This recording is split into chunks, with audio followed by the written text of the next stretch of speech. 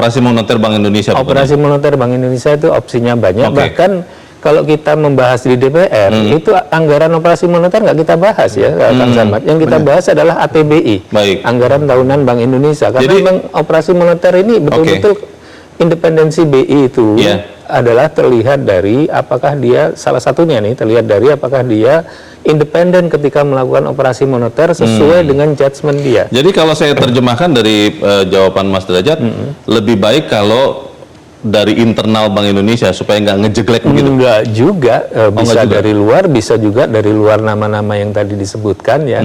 Tapi feeling saya Presiden dan para penasihat terdekat Presiden akan mencari siapa itu yang kira-kira paling bisa menjalankan operasi moneter yang bisa mendukung kebijakan-kebijakan prioritas. Dari nama-nama tadi yang Anda lihat Mas Derajat, ada yang paling mendekati kriteria itu?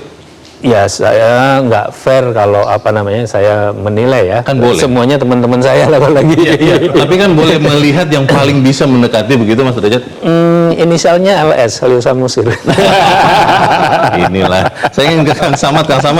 Ini memang kan nanti juga fit and proper test bukan seorang Kamru Samad sendiri kan? Itu kan bersama-sama ya Komisi 11. Tapi pertanyaannya adalah apakah Anda setuju dengan yang tadi Mas Derajat katakan, bahwa yang paling penting ukurannya adalah orang yang bisa bekerja dengan sangat sinergis dengan pemerintah, kebijakan fiskal, CQ Presiden, atau seperti apa?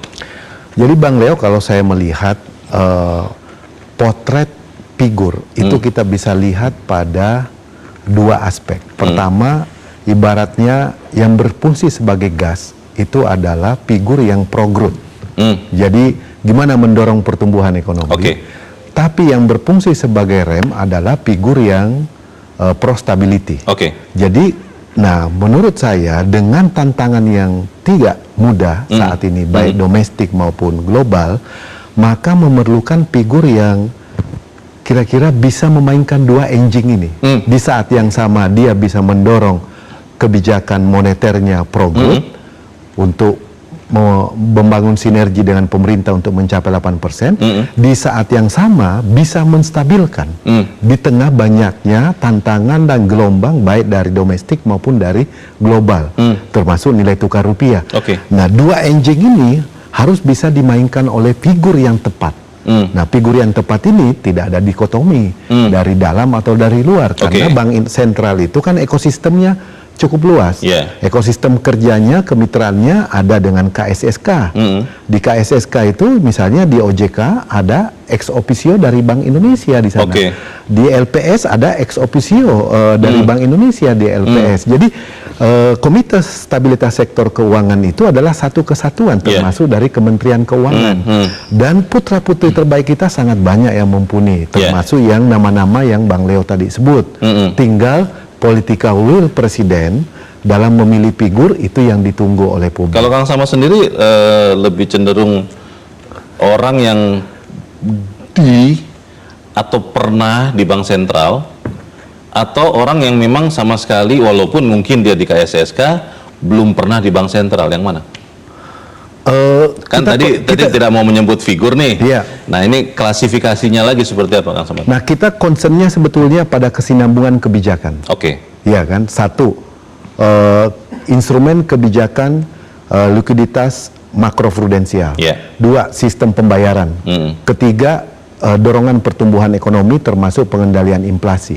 Jadi siapa yang bisa menjadi pemimpin untuk menavigasi supaya kesinambungan kebijakan ini bisa terus sinergi dengan arah pertumbuhan perkembangan ekonomi kita, disitulah Bang Leo klasternya. Nah, kalau kita lihat potret yang ada, mayoritas semuanya udah pernah melewati masa itu. Tapi ada yang belum pernah di Bank Sentral. Tapi dia bagian daripada industri keuangan, pernah di perbankan misalnya, kan begitu. Jadi mau tidak mau karena itu sudah bagian daripada transmisi kebijakan Bank Sentral itu sampai ke industri perbankan. Saya ingin ke Mas Adit saja kalau begitu, karena Mas Derajat dan Kang Samad kelihatannya menahan diri untuk mengarahkan kepada figur. Mas Adit, ada yang mengatakan juga di pasar nih, kita lihat jurisprudensi saja. Pada saat OJK berganti pimpinan, itu akhirnya PJS-nya menjadi definitif. Apakah di Bank Indonesia akan terjadi hal yang sama?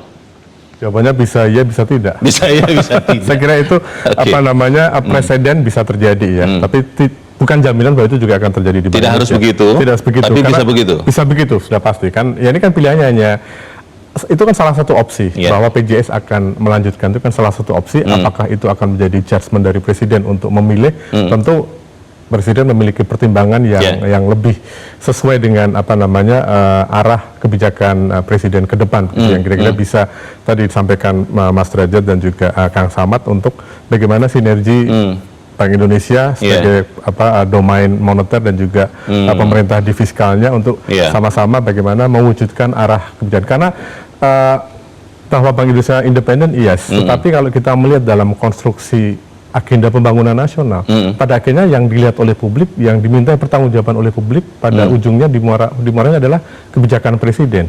Bagaimana arah pembangunan ekonomi, pembangunan hukum, pembangunan politik, pembangunan sosial, semuanya adalah arah kebijakan presiden. Jadi mau tidak mau juga tadi gas rem untuk pro growth, pro stability dan segala macam itu figur-figur yang bisa sampaikan oleh Mas Derajat tadi. Presiden tentu memiliki judgement siapakah yang akan bisa, presiden yakin bahwa yang bersangkutan akan bisa meinikan. Berarti kita tinggal menunggu yang akan disampaikan presiden pekan depan ya Mas? Memang hanya itu yang bisa kita lakukan saat ini, menunggu.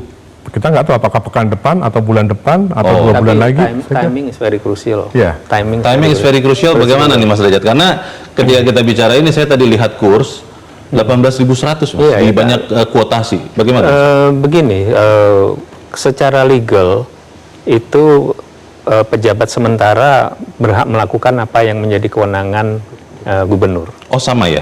Nggak ada masalah. Tidak ada yang kurang dari. Tapi yang menjadi kunci di sini dalam kondisi saat ini itu adalah risiko reputasional, reputational risk.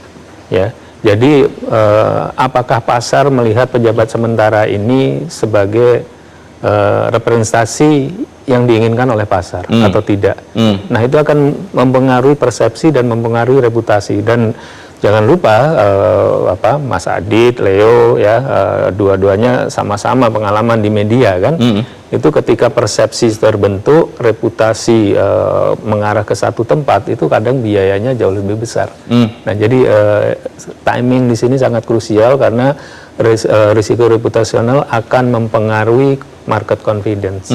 Nah, di sini saya yakin sih sudah dibahas ya, mudah-mudahan bisa dilakukan dengan timing yang tepat. Berarti kita tinggal tunggu dari presiden Mas Derajat pekan depan ya? Mudah-mudahan. Pekan depan ya? Kalau saya memang menyarankan segera secepatnya yang definitif dimasukkan ya. Apakah definitifnya Mbak Destri atau definitifnya orang lain, it's a different question ya, it's another question. Tapi yang penting kita perlu act decisively. Kang Samad, pekan depan? Kita tunggu dari pemerintah. Kita semua menunggu Kang Samad? Kita semua menunggu. Tapi pekan depan akan keluar usulan nama itu?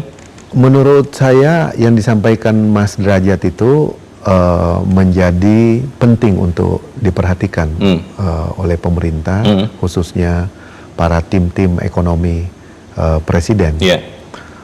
Karena memang ada banyak hal yang perlu dijelaskan ke publik, termasuk tentunya yang tidak kalah penting adalah alasan memilih.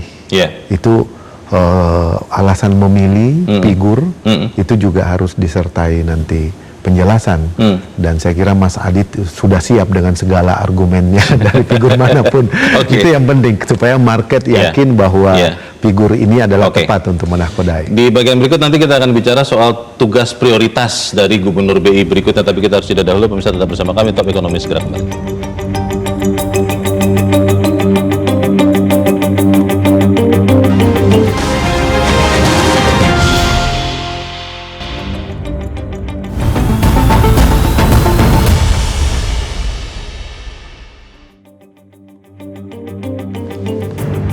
Terima kasih Anda masih bersama kami dan kita ada di bagian akhir diskusi kita saat ini. Mas Derajat, seorang Peri Warjio sering diidentikan dengan salah satu karya BI adalah KRIS, sistem pembayaran yang disebut-sebut orang juga bahkan itu mengganggu negeri Paman Sam dalam pembicaraan tarif dagang bahkan itu sempat disebutkan juga untuk kemudian dilemahkan lah begitu.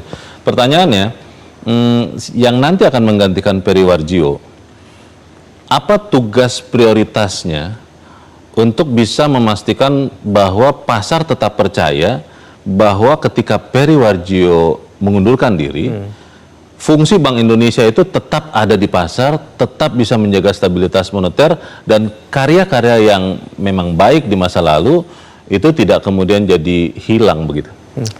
Ya, kayak QRIS itu udah bukan lagi Mas Peri aja, itu udah punya Indonesia. Jadi saya rasa itu nggak akan diutak-atik, bahkan saya yakin Presiden justru akan lebih banyak mendorong itu ya.